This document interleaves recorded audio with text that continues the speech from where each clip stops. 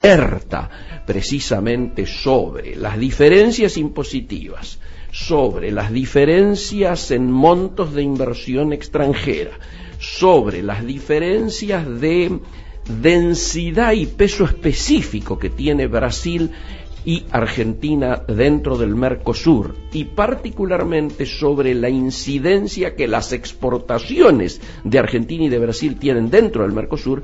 Estas asimetrías hacen de que livianamente no se pueda plantear vamos a acuerdos como si estuviéramos en una situación, yo diría, de paridad. Esto obliga, ¿no es cierto?, a los negociadores argentinos, a los técnicos argentinos, a tener, yo diría, un profesionalismo que a la Cámara de Exportadores aparentemente, y esto es lo que vamos a tratar de dilucidar con Enrique, les resulta como dudoso en cuanto a que hayan ido con toda la comprensión de lo que significa que, por ejemplo, para una empresa industrial brasilera tengamos una carga impositiva del 9%, que es la mitad de lo que grava a las exportaciones industriales argentinas. Este tipo de cosas, por lo tanto, tienen que ser contempladas en cualquier tipo de negociación o de integración que se plantee, y nos parece importante dilucidar alrededor de estos temas. Esto, obviamente, en el marco de qué situación. Tal como lo habláramos la semana pasada, cuando retomábamos el cambio de escenario a partir de Trump, con las amenazas de campaña que empiezan a intentar ser cumplidas en algunos casos y a cumplir en otros casos, y estas marchas y contramarchas que se están notando en relación a la concreción o no de algún tipo de guerra comercial con China y de algún tipo de guerra comercial con México, ¿no es cierto? Insisto, con la necesidad de mirar estos vínculos como una película y no como una fotografía. Si nos quedábamos en la primera semana de Trump, estábamos en guerra comercial. Si lo miramos ahora, luego de la charla entre el primer ministro chino y el propio presidente Trump, o la visita del secretario de Estado a México, ¿no es cierto?, el secretario de Estado, digo, de los Estados Unidos a México, uno diría, bueno, hubo mucho más ruido que nueces. Entonces, desde esa mirada de dinámica con la que hay que seguir las relaciones internacionales, nosotros vemos cómo esto repercute en nuestra región y particularmente en nuestro país.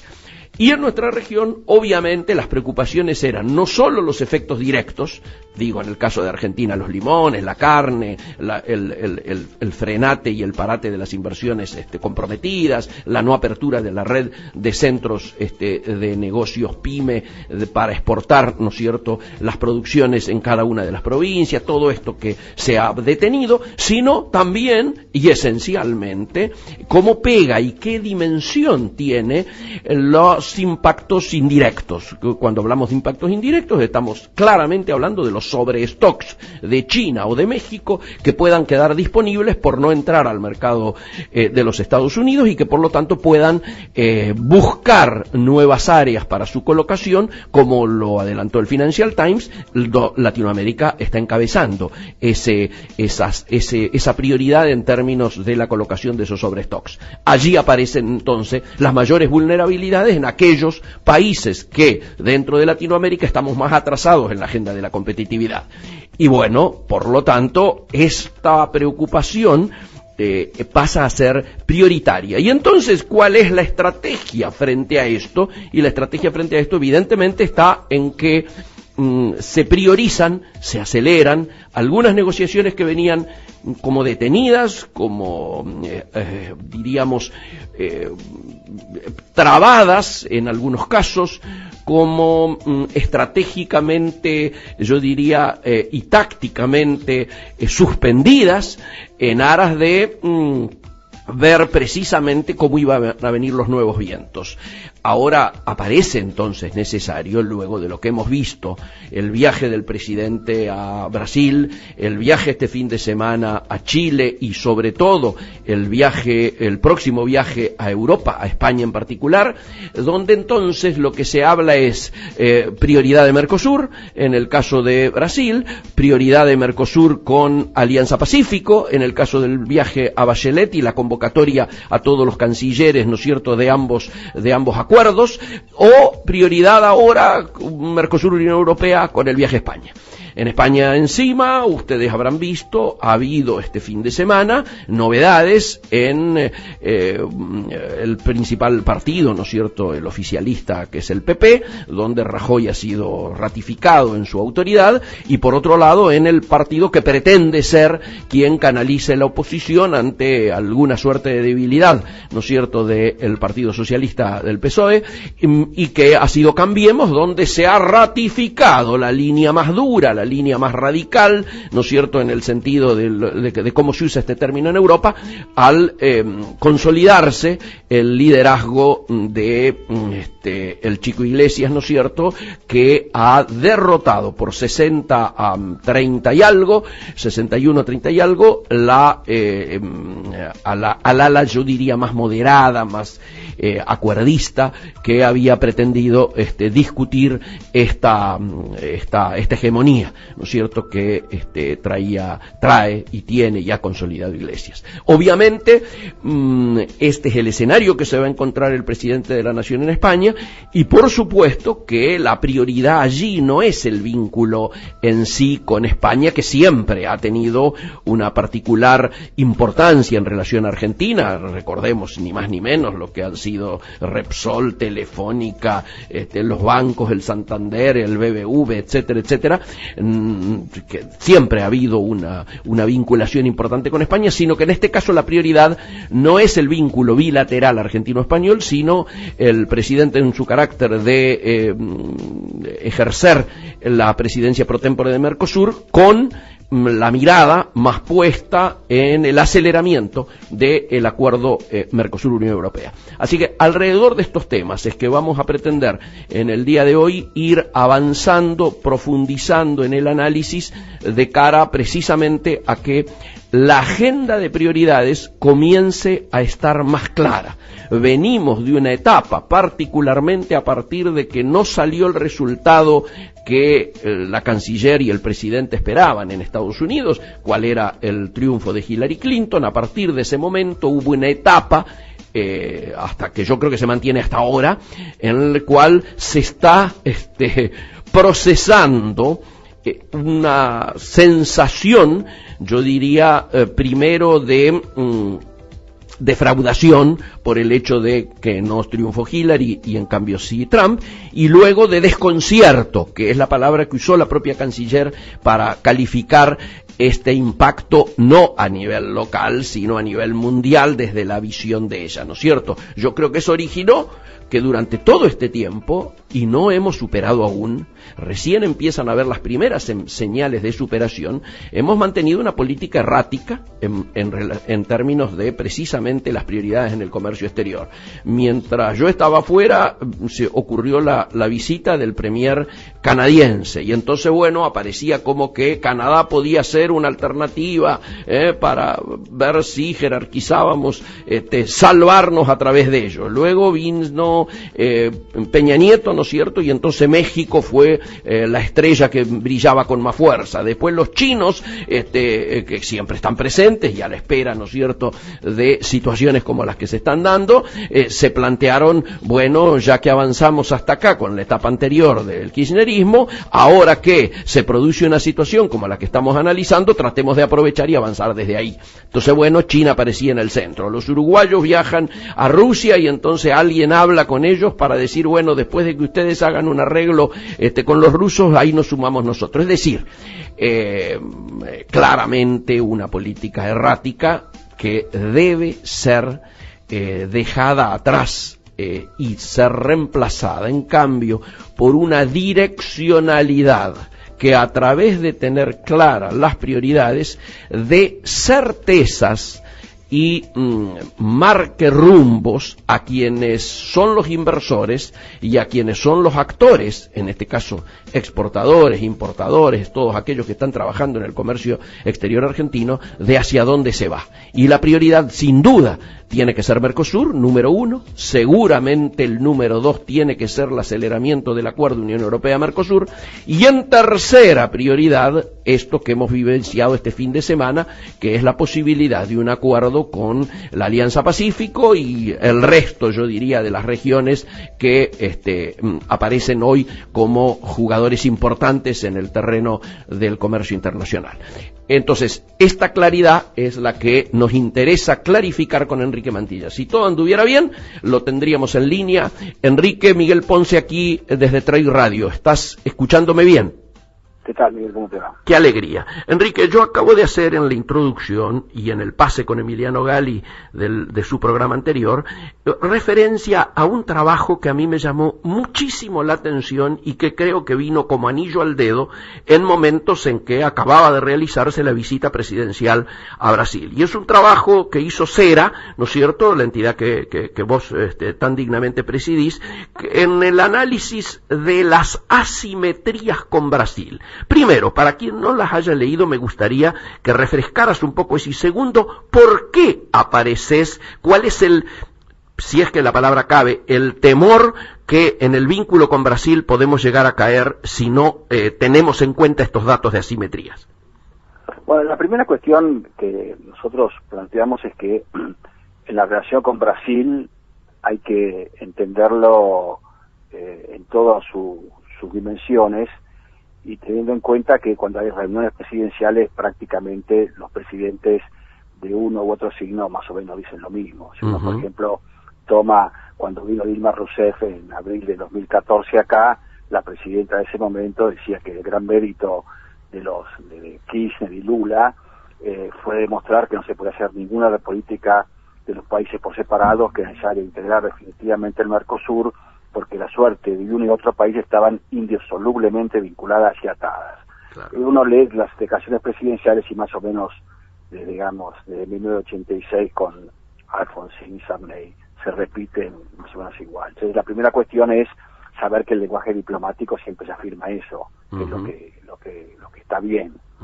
Lo que nosotros decimos, bueno, a partir de ahí, ¿por qué no bajamos a cosas más concretas? ¿Por qué no bajamos a cuestiones más concretas?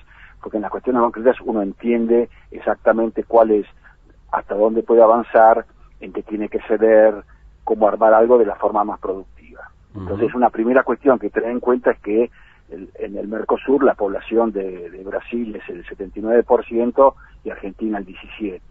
Que en el territorio Brasil es 66%, Argentina el 29%. Que el PIB de Brasil en el Mercosur es el 73% y Argentina el 24%.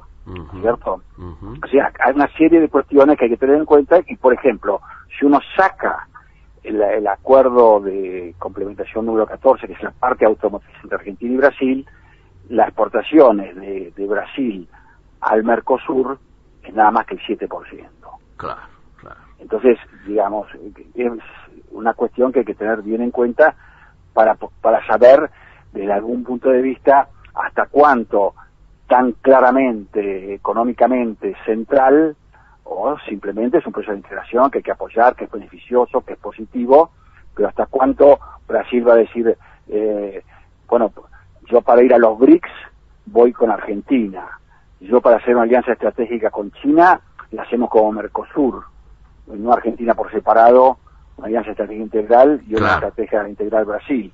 O sea, que hay que ir a las cosas concretas para no simplemente siempre si cambian los gobiernos se relanzan actividades y se avanza poco. Para entender por qué en el Mercosur no hay un arancel externo común administrado centralmente, sino que hay un arancel externo común administrado individualmente con tantísimas excepciones que prácticamente el común en realidad es el 40%. Que cuando las normas Mercosur tienen que ser incorporadas hay enorme cantidad de problemas para hacerlo simultáneamente porque hay diferencias constitucionales, la Constitución de Brasil, de la Argentina y demás. Entonces, todo eso es para saber además que Brasil en relación al Mercosur también ha tenido lo que se llama una política de geometría variable. Eso lo explicó muy bien Fernando Henrique Cardoso cuando firmó Brasil solo con la Comunidad Andina en 1999 y no como Mercosur. Toda la idea es, bueno, Brasil avanza en geometría variable y es un acuerdo, votos en algunas circunstancias, y entonces, de alguna manera, daba una flexibilidad a todo el Mercosur, y en la Argentina todas esas cosas, digamos, que tienen poco estudio y menos repaso. Bien. Entonces, por ahí, digamos, hay demasiada falta de poner las cosas hasta dónde voy, hasta dónde puedo andar. Por ejemplo, si uno negocia con la Unión Europea, sí, hay que tener una salvaguardia regional. Claro.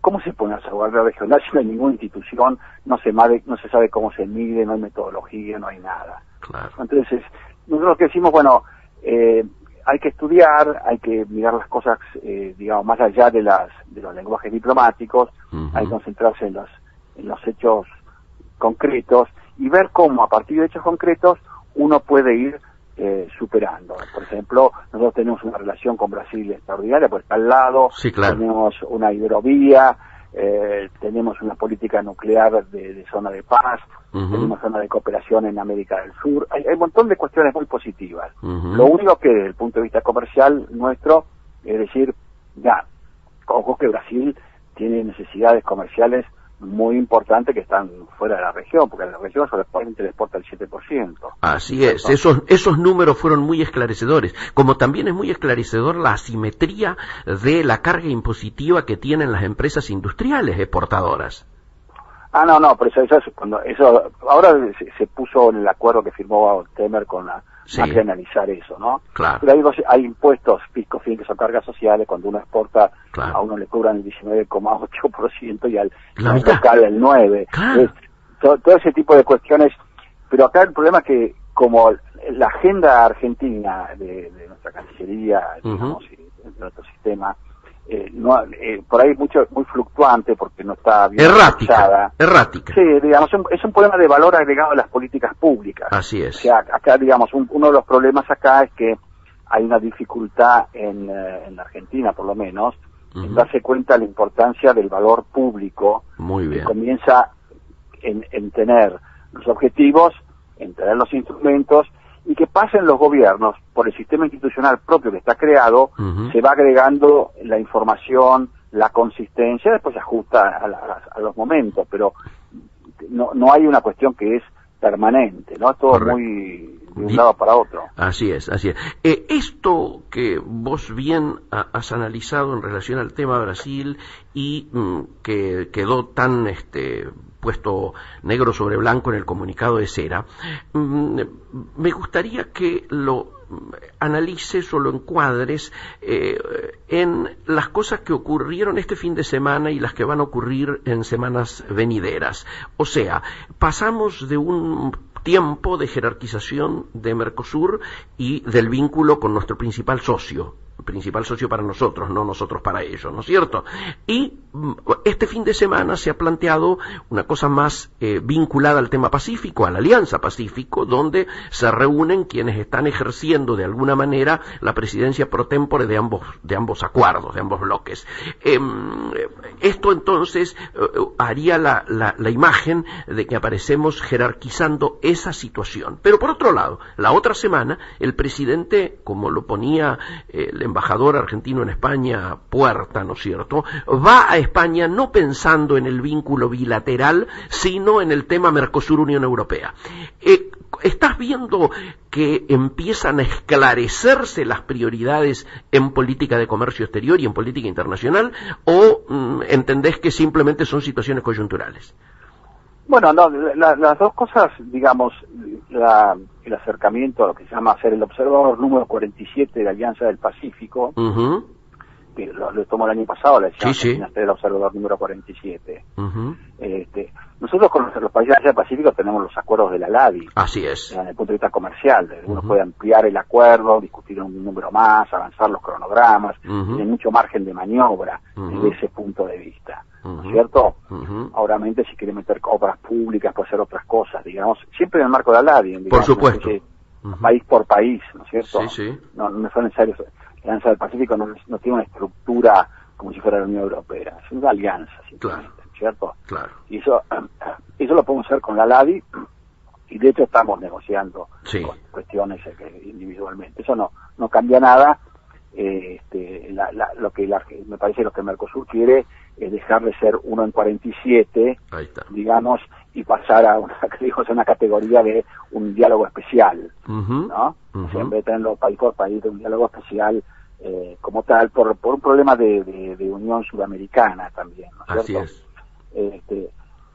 Con respecto a Europa, bueno, el presidente lo que hace es afirmar lo que está haciendo la política, digamos, el tema de la Unión Europea fueron relanzadas, va a apoyar ahí, como ha ido el otro día, estuvo con Angela Merkel, el presidente Tabaré Vázquez, digamos, son gestos políticos que se van dando en una Europa que tiene que pasar este año un año político difícil. O sea, hay que ver cómo queda Europa configurada desde el punto de vista político en los países, en Holanda, en Francia y en Alemania a fin de año, y con el proceso del Brexit también incluido.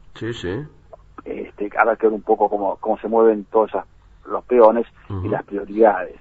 Mi impresión personal es que digamos, lo que se fuera la Unión Europea, no los países, no la Unión Europea, los funcionarios quieren tratar de dar mucha velocidad a todo para tenerlo más o menos listo, si se puede, para después de las elecciones en Alemania. Y ahí ver qué hacen, digamos, ¿no? Porque me parece que este año vamos a notar un aceleramiento de las reuniones en esa búsqueda como tal. El problema es que el Mercosur todavía en la parte institucional no está suficientemente organizado en sus estructuras jurídicas para absorber, digamos, lo que decía, quién pone una salvaguardia. Ahora, desde ese momento te encontrás con problemas ahí. Ahora, Enrique, pero desde tu lectura, ¿se están haciendo los deberes para avanzar en la institucionalidad del Mercosur acorde a esta demanda que va a venir del lado de la Unión Europea? Yo entiendo de que la declaración ¿cómo se llama? De las que han dicho el presidente Temer y Macri, el presidente Macri, dicen que van a fortalecimiento Mercosur comercial económico. Y entonces dice, vamos a tomar algo que está ya en el plano de acción del 2015 y vamos a ver cómo lo podemos fortalecer y organizar, ¿cierto? Creo que la posición argentina al salir del caso Venezuela, llamémoslo así, que tenía empantanado al Mercosur, la posición argentina está activa en términos de mover el Mercosur. Creo que ha sido un éxito poner este punto en la agenda como tal. La cuestión ahora es, no basta desear un futuro, hay que hacerlo posible. Y hay que hacerlo posible significa definir claramente quién va a ocuparse del asunto, con quién, con qué cosa, qué definición estratégica y operativa tiene que hacer, quién asigna responsabilidades, con cuántos recursos, con cuántos hologramas, cómo se va a medir. O sea, falta ver toda esa parte, digamos. Total acuerdo. Sí. Todo esto que estamos analizando, Enrique, se da en un marco donde todavía no hace un mes del cambio en Estados Unidos y de que Trump comenzara a cumplir más que sus promesas de campaña, sus amenazas de campaña. ¿Cómo estás analizando que está evolucionando de manera dinámica esta situación, y si ya estás viendo que los impactos en la región y particularmente en Argentina están teniendo algún tipo de influencia? Bueno, yo creo que hay que esperar un poco más en el caso Argentina, ¿no es cierto? Porque hay cuestiones que son administrativas, como el caso de los limones, que es una medida general, llegó al gobierno, por 60 días no se publique nada, lo ha aceptado, vamos a ver qué tal, digamos ahora en abril, vamos a ver qué pasó con eso, ¿no es cierto? Después está el sistema generalizado de preferencias, que la audiencia fue el 10 de enero, hubo comentarios hasta el 23, y ahí está la propuesta argentina, que tendrá que ver si, digamos, la administración Trump la hace suya, o incluso si cuando en octubre se presente el presupuesto, de alguna manera todo el sistema generalizado de preferencias va a durar, porque ahora estamos pidiendo algo en el medio nosotros, ¿no es cierto? A fin de año tienen que renovarlo, el sistema para todo el mundo. sobre eso no se sabe nada. Vamos a ver si, primero, si el caso argentino funciona, claro. Y segundo, a ver si la política general de Trump, que digamos, va a funcionar sobre ese punto. Uh-huh. El tema más importante y más estratégico para mí es seguir muy de cerca las propuestas de reforma impositiva en Estados Unidos. Así es. Estados Unidos, Argentina, vos sabés que la tasa marginal corporativa, digamos, para las empresas nacional y provincial está alrededor del 43%. Uh-huh. Bueno. Tremendo. Es altísima. Altísima. Es una de las más altas del mundo, que es. Saudi Arabia creo que tiene más alta. Sí. Bueno, entonces, lo que quiere hacer Trump es hacer una serie de reformas para llevar las tasas corporativas a las empresas a un nivel de 15 como número, ¿no? Claro. Hay una respuesta republicana que es un poquito más, el 20, pero digamos, ahí abajo. Y eso significa un cambio fundamental en la inversión, porque además, en el caso que vos tenés baja tasa corporativa, pero las inversiones, según plantean ellos, yo invierto y la considero un gasto directamente. Privilegio la inversión, entonces que después aparezca la ganancia y le cobren la ganancia. Pero el tema de atracción de inversiones es el gran juego. Uh-huh. Y tanto la política republicana, la propuesta republicana, con la propuesta de Trump, que están ahora discutiéndose, tienen que ver con eso. Sí. Eso es muy importante. La segunda cuestión es que hay un proyecto, hay que ver qué tal avanza, que es el tema de ajuste en frontera por el sistema de carbono, uh-huh. de carbono, uh-huh. que también ahí está. Pero eso tiene menos unanimidad que la propuesta republicana y la de Trump, que están ahora en el Congreso tratándose. Claro. Que creo que vamos a ver ahí. Y eso es muy importante, porque Argentina está totalmente anticompetitiva para atraer inversiones. Absolutamente. En términos de tasa corporativa, en términos de paridad de tipo de cambio, digamos, ¿no es cierto? Sí. El tipo de cambio argentino está, según el Fondo Monetario Internacional, bastante elevado en relación a una paridad que le convendría. Y este año no ayuda a que eso cambie, Enrique, porque electoralmente es obvio. Pero electoralmente no, hay una serie de circunstancias, digamos, claro, ¿no? Pero claro. El punto central acá, en realidad, es por qué no avanzamos fuerte en todos los temas de mejora de competitividad. Obviamente. Por ejemplo, si uno dice, la aduana argentina tiene el número 72 en el mundo. Sí. Bueno, si tuviéramos un plan de una aduana clase mundial, con todo el apoyo de la Organización Mundial de Aduana, en 5 años tendríamos una mejora sustantiva. Pero claro, Enrique, recién decíamos algo con Emiliano Galli en el pase. Creo que quedan solo 2 o 3 países que no han dado el acuerdo para el sistema de facilitación de comercio exterior. Bueno, Argentina es uno de los 3 del Mercosur que no lo hizo. Los 2 o 3 países lo hicieron, Argentina no, es una cosa rarísima. Claro. La segunda cuestión es que está, creo que Jordania va a aprobar dentro de poco, y hay otro país más, y ya no queda nadie. Va a quedar instalado, pues se consiguieron todos los votos. Claro. Y Argentina, que hace el acuerdo, digamos, hace la reunión ministerial de la OMC acá, perdió la oportunidad, si fuera el último que lo presenta, por no salir en todos los diarios. Argentina lo hizo posible, ¿no? Pero claro. Una falta de visión, me parece, ahí. Política, ¿no? Porque igual va a tener que igual hay que aplicarlo. Si vos me dijeras que el no firmarlo te exime de... No, igual te va a tener que aplicarlo. Igual tenés que aplicarlo. Es una cosa... La verdad que es una cosa que uno no sabe por qué sucede. No hay ningún tipo de motivación. Es todo costo. Es todo costo, ninguna beneficio. Ahora, me interesa mucho porque recién hiciste una aproximación realmente muy inteligente y muy precisa de los objetivos que está queriendo la administración Trump colocar como prioridades. Ahora, ¿cómo visualizás vos que reaccionan el resto de los actores? Digo, me interesa mucho particularmente México y China desde tu visión. Bueno, vamos a decir, el primer round, digamos, de la guerra comercial. Sí, digamos, ¿no? Sí.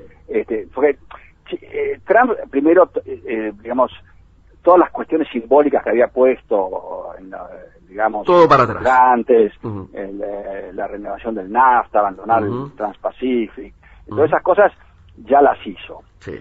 Con China, primero habló por teléfono con la presidenta de Taiwán, país con el cual Estados Unidos no tiene relaciones diplomáticas. Así es.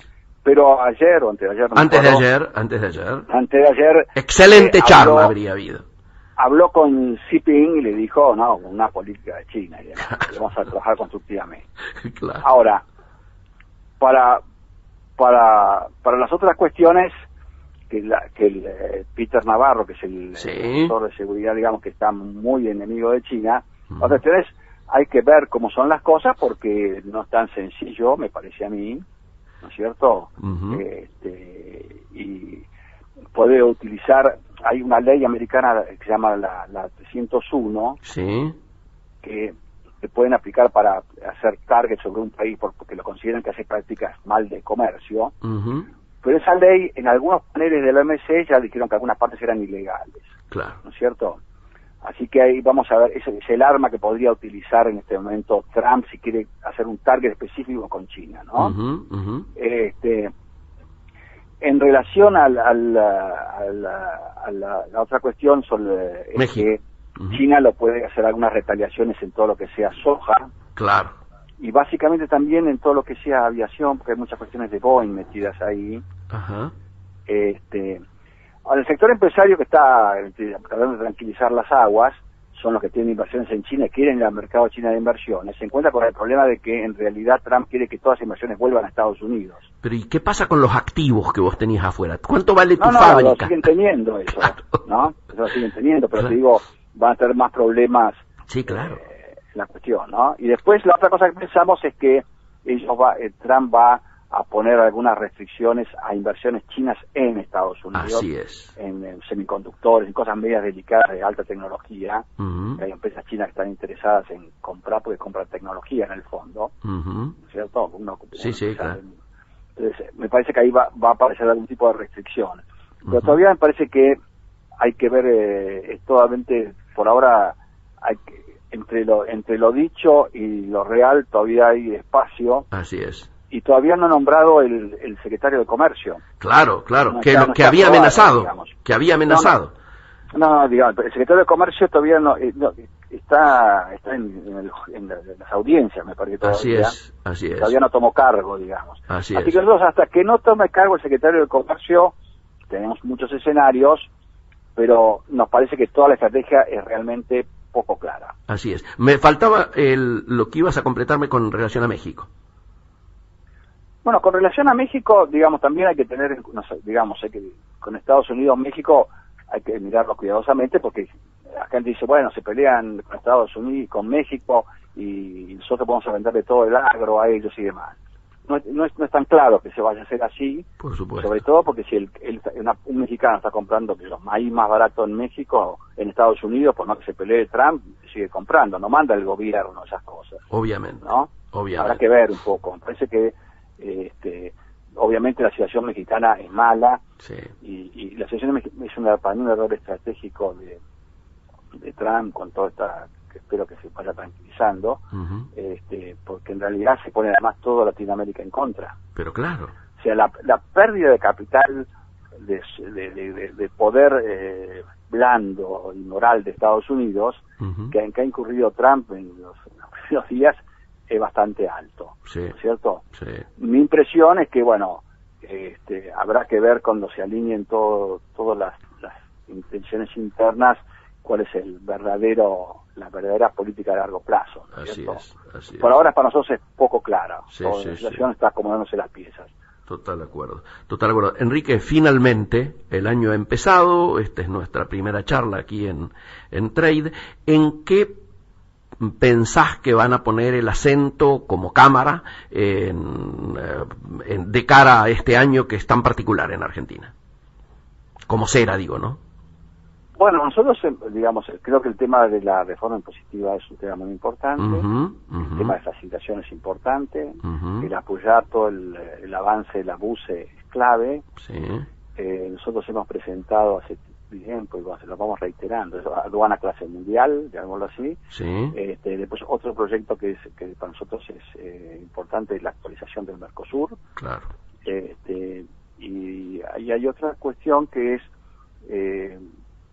hacer una base sobre todas las medidas restrictivas del comercio a nivel mundial, consolidando toda la información en un espacio donde todos los empresarios informen, las embajadas informen, los organismos ministeriales informen, una base que sea compartida para que no haya celos, digamos, entre las administraciones, donde esté todas las medidas sanitarias y sanitarias de todos los países puestas y clasificadas de alto impacto, mediano impacto, y ver cómo se puede ir armando producto por producto, mercado por mercado. Por esa base, digamos, porque hay problemas todavía aún de coordinación interministerial, que espero que se van a superar, pero nos parece tener una base moderna como tiene la Unión Europea, se podría hacer. Claro, sin duda, sin duda.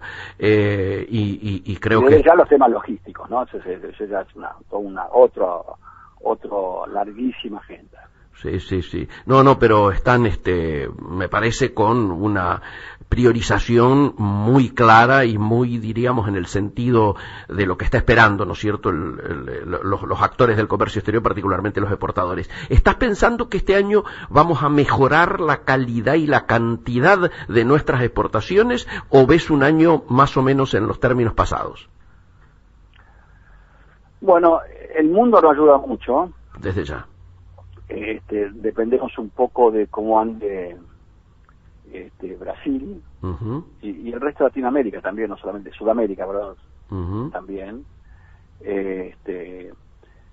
Creo que hay que, para hacer un pronóstico más definitivo, digamos, hay que esperar un poquito más que pase el otoño.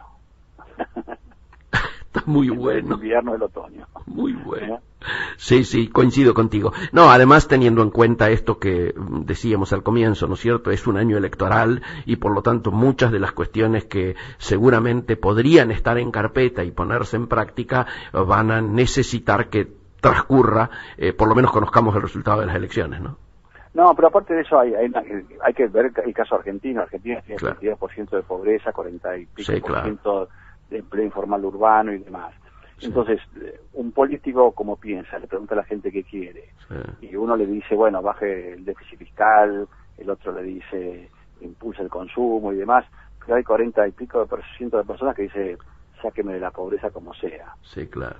Entonces, las políticas hacen que haya que hacer un mix, digamos, de políticas, y nunca es tan buena como uno le gustaría, pensando en largo plazo. Sin duda. Enrique, quiero felicitarte por lo de hoy, realmente muy clarificador, y además me parece que mucha gente que ignoraba esta mirada de ustedes institucional en relación a los números y las asimetrías con Brasil, creo que hoy han quedado clarificadas, al igual que por supuesto en el resto de los otros temas estratégicos que dominás, como diríamos en el fútbol, de taquito. Te mando un fuerte abrazo y te agradezco mucho. Muchísimas gracias. Hasta luego. Amigos, ustedes lo escuchaban en directo, el presidente de la Cámara de Exportadores, el colega, porque es ingeniero, ¿no?, Enrique Mantilla, que nos ha esclarecido, yo diría, de manera superlativa en este mediodía de hoy.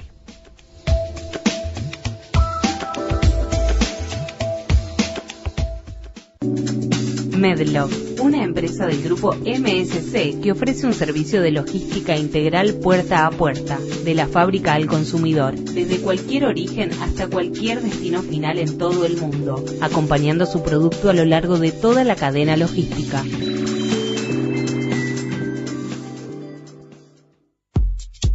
Trade, periodismo de carga. La información más estratégica de la región sur del continente. Acompañá a Miguel Ponce en Actualidad y Mercosur, lunes 12 horas en el mediodía de Trade. Comunicate 4516-0169. Trade, periodismo de carga. Seguí acompañándonos en Actualidad y Mercosur, hasta las 13 en el mediodía de Trade.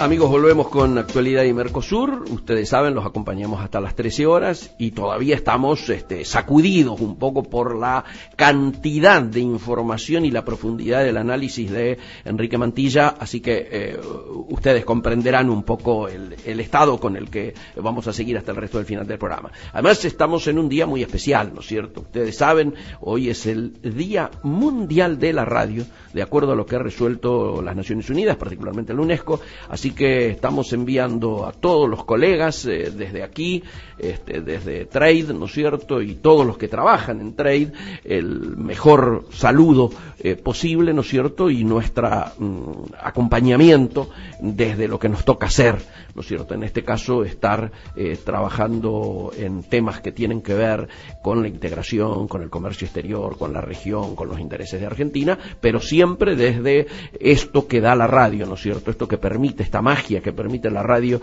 que es a esta altura, a mi juicio, todavía el medio de comunicación, diríamos, más instantáneo, más profundo, y que al incorporar todas las tecnologías, ¿no es cierto?, nuevas, la han terminado potenciando de manera tal de que todos nosotros estamos con una gran comodidad pudiendo hacer el mejor servicio, diríamos, hacia los oyentes que nos siguen, ¿no es cierto?, en este caso vinculados en lo particular a las empresas que necesitan y buscan la mejor información para precisamente la mejor toma de sus decisiones. Por lo tanto, desde esa perspectiva, saludamos el día de hoy y su importancia.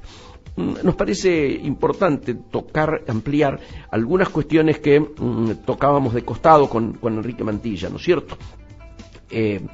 Yo comentaba que este fin de semana ha habido una reunión muy importante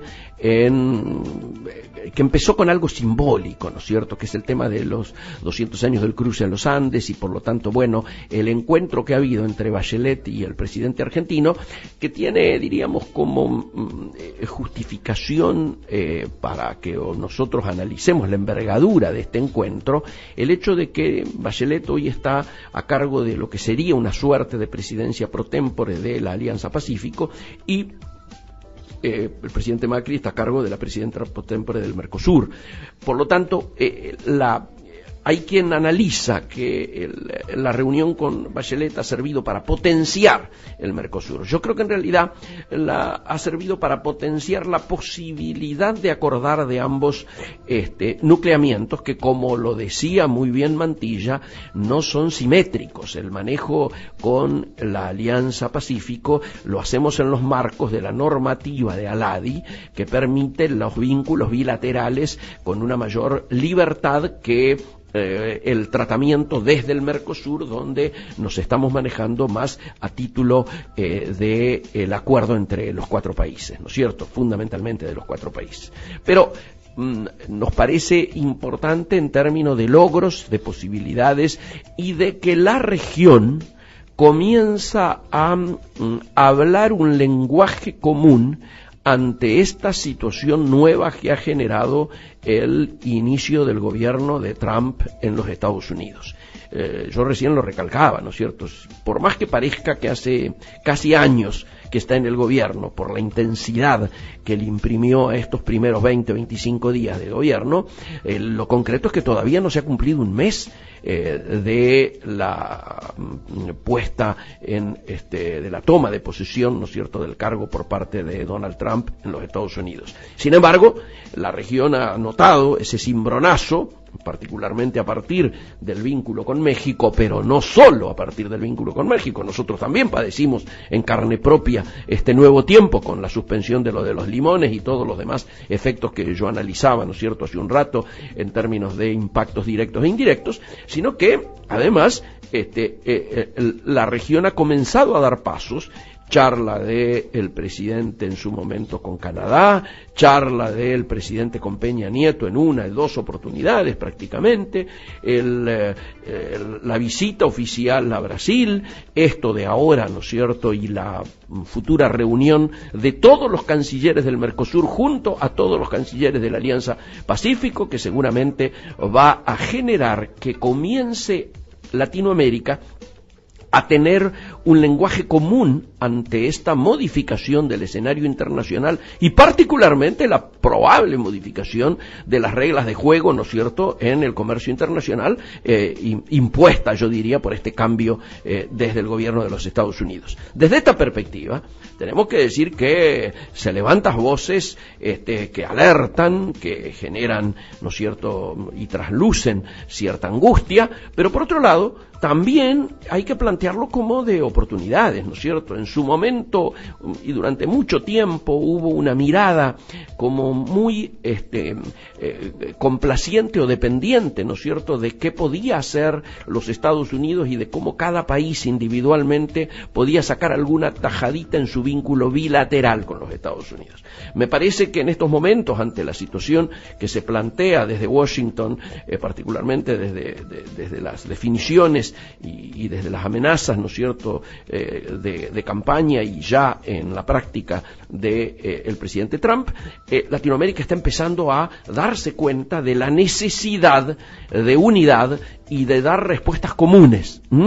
Fue muy feo el inicio del periodo de Trump, donde ante la amenaza, ¿no es cierto?, de una situación de represalia hacia México y de bajar la cortina, ¿no es cierto?, ejemplificada en la erección del famoso muro, un aliado histórico de México como era Canadá dijo, yo estoy dispuesto a firmar un acuerdo bilateral con los Estados Unidos, como diciendo, me importa nada lo que le pase a México. Obviamente desde el análisis del privilegio de los intereses nacionales, todos comprendemos la necesidad de Canadá de preservar legítimamente y priorizar sus intereses.